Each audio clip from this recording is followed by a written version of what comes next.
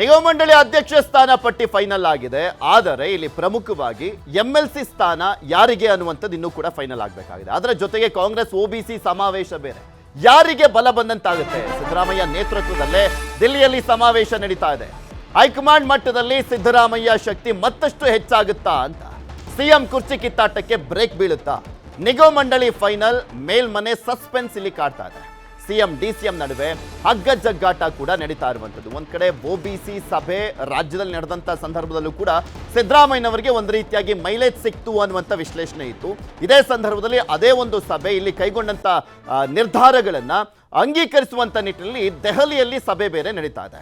ಅದರ ಜೊತೆಗೆ MLCಗಳ ಪಟ್ಟಿಯ ವಿಚಾರ ಇಲ್ಲಿ MLC ಪಟ್ಟಿಯ ವಿಚಾರಕ್ಕೆ ಸಂಬಂಧಪಟ್ಟಂತೆ ನೋಡೋದಾದ್ರೆ ನಿಗಮ ಮಂಡಳಿ ಅಧ್ಯಕ್ಷ ಸ್ಥಾನ ಫೈನಲ್ ಆಗಿದೆ. MLC ಪಟ್ಟಿಗಳ ವಿಚಾರಕ್ಕೆ ಮಾತ್ರ ಅಲ್ಲಿ ಬ್ರೇಕ್ ಬಿದ್ದಿದೆ.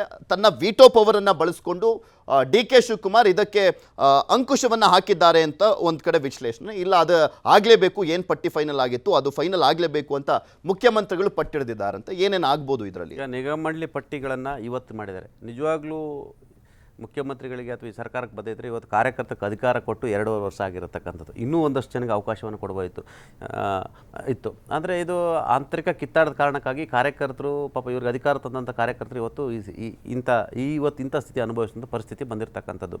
ಈಗ MLC ವಿಚಾರದಲ್ಲಿ ಈಗ ಆರ್ತಿ ಕೃಷ್ಣ ಅವರು ಇರ್ತಕ್ಕಂಥದ್ದು. ಆರ್ತಿ ಕೃಷ್ಣ ಅವರು ಅದು ಹೈಕಮಾಂಡ್ ಒಂದು ರೀತಿ ಹೈಕಮಾಂಡ್ರವರ ಕ್ಯಾಂಡಿಡೇಟು ಮತ್ತು ಶ್ಯಾಮ್ ಪಿತ್ರೋಡ್ರವರು ಕೂಡ ಅವರಿಗೆ ಶಿಫಾರಸನ್ನು ಮಾಡಿರ್ತಕ್ಕಂಥದ್ದು. ಸಾಗರೋತ್ತರಗಳ ಕಾಂಗ್ರೆಸ್ನ ಅಧ್ಯಕ್ಷರು ಆಗಿರ್ತಾರೆ. ಇನ್ನು DG ಸಾಗರ್ ಅವರು ದಲಿತ ನಾಯಕರು, ದಲಿತ ಸಂಘರ್ಷ ಸಮಿತಿಯ ಅನೇಕ ನಾಯಕರು, ದಲಿತ ಚಳವಳಿಯಲ್ಲಿ ಅನೇಕ ಮುಂಚೂಣಿ ಇರ್ತಕ್ಕಂಥವ್ರು.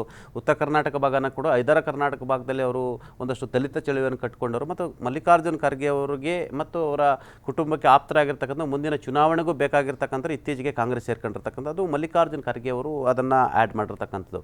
ಇನ್ನು ರಮೇಶ್ ಬಾಬು ಅವ್ರದ್ದು ಕ್ಲೈಮ್ ಮಾಡ್ಕೊಳ್ತಿರ್ತಕ್ಕಂಥ ಅಲ್ಲೂ ಕೂಡ ಎಲ್ಲ ಮಲ್ಲಿಕಾರ್ಜುನ್ ಖರ್ಗೆ ಉಳಿದಿರ್ತಕ್ಕಂಥದ್ದು. ಯೋಗೀಶ್ವರ್ದು ಅವಧಿ ಇತ್ತಲ್ಲ 8 ರಿಂದ 9 ತಿಂಗಳಿತ್ತು. ಆ ಅವಧಿಯನ್ನು ಫಿಲ್ ಮಾಡೋಕ್ಕೆ ರಮೇಶ್ ಬಾಬು ಅವರಿಗೆ ಅವಕಾಶ ಕೊಟ್ಟಿದ್ದಾರೆ. ಅದಕ್ಕೆ ಮಲ್ಲಿಕಾರ್ಜುನ್ ಖರ್ಗೆ, ಪ್ರಿಯಾಂಕ್ ಖರ್ಗೆ, CM ಎಲ್ಲ ಅವರಿಗೆ ಎಂಡಾರ್ಸ್ ಮಾಡಿದ್ದಾರೆ ಅಂತ ಕೂಡ ಹೇಳ್ತಿರ್ತಕ್ಕಂಥದ್ದು. ಇನ್ನು ಪತ್ರಕರ್ತರ ಕೋಟದಲ್ಲಿ ದಿನೇಶ್ ಅಮೀನ್ ಮಠ್ ಅವರ ಹೆಸರಿರ್ತಕ್ಕಂಥದ್ದು. ದಿನೇಶ್ ಅಮೀನ್ ಮಠ್ ಅವರ ಹೆಸರನ್ನು ಕೂಡ ಶಿಫಾರಸು ಮಾಡಿರ್ತಕ್ಕಂಥವ್ರು ಮುಖ್ಯಮಂತ್ರಿಗಳು.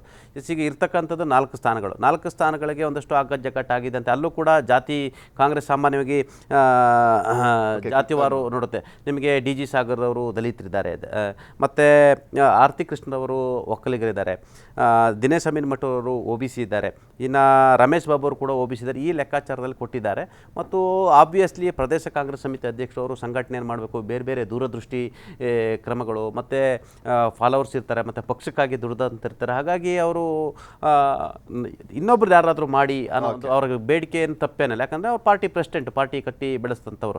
ಹಾಗಾಗಿ ಈ ಥರದ್ದು ಅಗ್ಗಜಗ್ಗಾಟಗಳು ನಡೆಯೋದು ಸರ್ವೇ ಸಾಮಾನ್ಯ. ಯಾವುದೇ ಅದು ಹೈಕಮಾಂಡ್ ಲೆಕ್ಕದಲ್ಲಿ ನಿಮಗೆ ಭಾರತೀಯ ಜನತಾ ಪಕ್ಷದಲ್ಲಿ ಒಬ್ಬರು ಇಬ್ಬರು 3 ಜನ ಡಿಸೈಡ್ ಮಾಡಿದರೆ ಎಲ್ಲರೂ ಒಪ್ಕೋಬೇಕು. ಆದರೆ ಇಲ್ಲಿ ಆ ರೀತಿ ವ್ಯವಸ್ಥೆ ಇಲ್ಲ. ಇದು ಒಂಥರ ಕಾಂಗ್ರೆಸ್ ಅನ್ನೋದು ಅದೊಂದು ತುಂಬಿದ ಹಡಗು. ಈ ತುಂಬಿದ ಹಡಗಲ್ಲಿ ಸಾವಿರಾರು ಲಕ್ಷಾಂತರ ನಾಯಕರುಗಳಿದ್ದಾರೆ. ಎಲ್ಲ ನಾಯಕರುಗಳು ಮನವೊಲಿಸಿ ಅಂತಿಮವಾಗಿ ಫೈನಲ್ ಮಾಡೋದು ಅಷ್ಟು ಸುಲಭ ಅಲ್ಲ.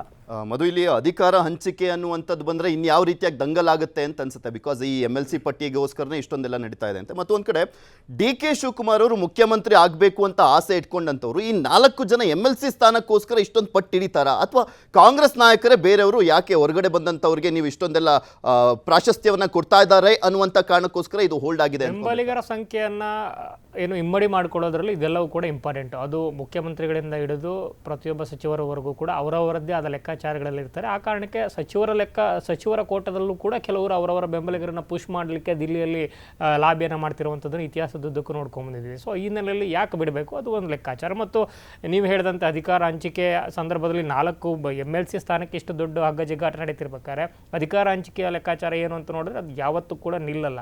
ಸೊ ಆ ಲೆಕ್ಕಾಚಾರದಲ್ಲೇ ನಿನ್ನೆ ರಾಜಣ್ಣ ಅವರು ಕೂಡ ಮಾತನಾಡಿದರೆ ಮಾಧ್ಯಮಗಳಿಗೆ ಸೆಪ್ಟೆಂಬರ್ ಕ್ರಾಂತಿ ಆಗೇ ಆಗುತ್ತೆ, ಅನ್ಡೌಟೆಡ್ಲಿ ಆಗುತ್ತೆ.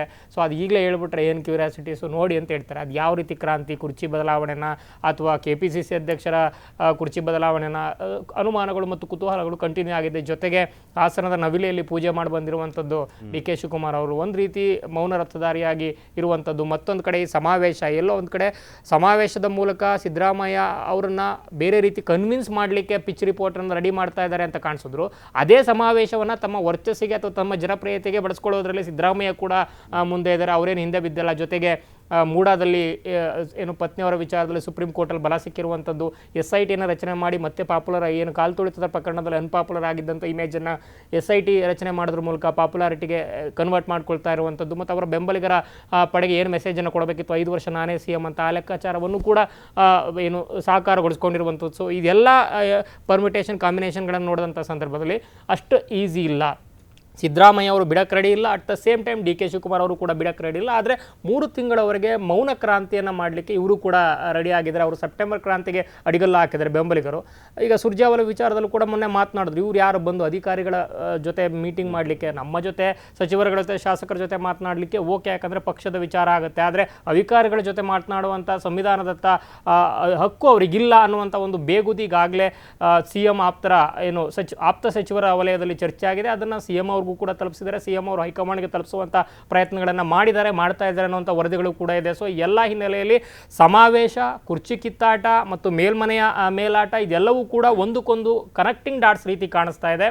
ಸಿದ್ದರಾಮಯ್ಯ ಬಿಡಲ್ಲ, DK ಶಿವಕುಮಾರ್ ಅವರು ಕೂಡ ಅಷ್ಟು ಸುಲಭವಾಗಿ ಬಿಡಲ್ಲ. ಇವರಿಬ್ಬರ ಹಗ್ಗ ಜಗ್ಗಾಟದಲ್ಲಿ ಈ 2.5 ವರ್ಷ ಅಂತೂ ಪ್ರತಿದಿನ ಪ್ರತಿ ಕ್ಷಣ ಇಂಥದ್ದೇ ಕುರ್ಚಿ ಕುತ್ತಾಟದ ಸುತ್ತ ಏನು ಮಾತುಕತೆಗಳು ಅಥವಾ ಹಗ್ಗ ಜಗ್ಗಾಟಗಳು ನಡೆದು ಆಡಳಿತ ಅಷ್ಟಾಗಿ ಎಫೆಕ್ಟಿವ್ ಆಗಿ ಆಗ್ತಿಲ್ಲ ಅನ್ನೋ ಒಂದು ಆರೋಪ ಏನಿತ್ತು ಅದು ಇನ್ನೂ ಕಂಟಿನ್ಯೂ ಆಗುತ್ತೆ. ಬೇರೆ ರಾಹುಲ್ ಗಾಂಧಿ ಬೇರೆ ಸಿಕ್ಕಿಲ್ಲ. ಈ ಸಲ ಏನಾದರೂ ಸಿಕ್ಕಂತ ಸಂದರ್ಭದಲ್ಲಿ ಅವ್ರ ರಿಯಾಕ್ಷನ್, ಅವ್ರನ್ನ ಮೀಟ್ ಮಾಡ್ಕೊಂಡು ಬಂದ ಬಳಿಕ ಹೇಗಿರುತ್ತೆ ಅನ್ನೋದು ಕುತೂಹಲ.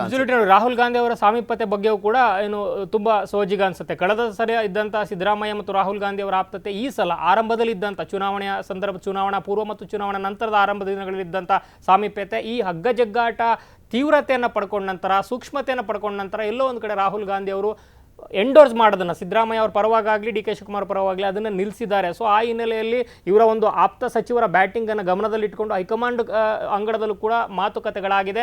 ರಾಹುಲ್ ಗಾಂಧಿ ಅವರು ಸಿದ್ದರಾಮಯ್ಯ ಅವರ ನಾಯಕತ್ವಕ್ಕೆ ಅಥವಾ ಸಿದ್ದರಾಮಯ್ಯ ಅವರ ವರ್ಚಸ್ಸಿಗೆ ಪೂರಕವಾಗಿ ಅವರ ಬೆಂಬಲಿಗರ ಮಾತಿಗೆ ತಲೆದೂಗುವಂತೆ ಅಂಥ ಸಿಂಬಾಲಿಕ್ ಜೆಸ್ಚರ್ಸ್ಗಳನ್ನು ಕೊಡಬಾರ್ದು ಅನ್ನೋ ರೀತಿ ಚರ್ಚೆ ಆಗಿರ್ಬೋದೇನೋ. ಆ ಕಾರಣಕ್ಕೆ ಅವರು ಕೂಡ ಭೇಟಿ ಅಷ್ಟೊಂದು ಆಕ್ಸೆಸ್ ಮೊದಲ ರೀತಿ ಕಾಣಿಸ್ತಾ ಇಲ್ಲ. ಬೇರೆ ಸಿದ್ದರಾಮಯ್ಯ ಅವರನ್ನು ಸಾರಾಸಗಟಾಕಿ ಕೆಳಗಿಳಿಸಿ ಏನೋ ಒಂದು ರಿಸ್ಕ್ ತೆಗೆದುಕೊಳ್ಳೋಕ್ಕೂ ಕೂಡ ಹೈಕಮಾಂಡ್ ರೆಡಿ ಇಲ್ಲದೆ ಇರೋದ್ರಿಂದ ಈ ಒಂದು ದಿಲ್ಲಿಯ ಸಮಾವೇಶ ಪಕ್ಷ ಸಂಘಟನೆಗೆ, ಬಿಹಾರ ಚುನಾವಣೆಗೆ ಮತ್ತು ಮುಂಬರುವ ಬಿಗ್ಗರ್ ಪಿಕ್ಚರ್ಗೆ ಅಂತ ಏನೇ ಇದ್ರೂ ಕೂಡ ಅದರ ಬ್ಯಾಕ್ ಡ್ರಾಪಲ್ಲಿ ಸ್ವಾಮಿ ಕಾರ್ಯ ಸ್ವಕಾರ್ಯ ಎರಡವನ್ನೂ ಕೂಡ ಪಕ್ಷ ಮಾಡಿಕೊಡ್ತಾ ಇದೆ ಅನ್ನೋ ರೀತಿ ಕಾಣಿಸ್ತಾ ಇದೆ. At the same time Siddaramaiah ಕೂಡ ಅದನ್ನು ಅದೇ ಫಾರ್ಮುಲಾವನ್ನು ಅಪ್ಲೈ ಮಾಡ್ತಾ ಇದ್ದಾರೆ ಅಂತ ಕಾಣಿಸ್ತಾ ಇದೆ. ನೋಡೋಣ ಏನಾಗುತ್ತೆ ಅಂತ. ಧನ್ಯವಾದ ಮಧುವಾಗೆ ಪಟೇಲ್ ಇಷ್ಟೊತ್ತಂಗ ಜಾಯ್ನ್ ಆಗಿ ವಿಶ್ಲೇಷಣೆಯನ್ನು ಮಾಡಿದ್ದಕ್ಕೆ. ಇದಾಗಿತ್ತು ಇವತ್ತಿನ ಮಾತುಕತೆ. ನೋಡ್ತಾ ಇರಿ News 18. ಜಾಲ ನಮ್ಮದು, ಬಲ ನಿಮ್ಮದು.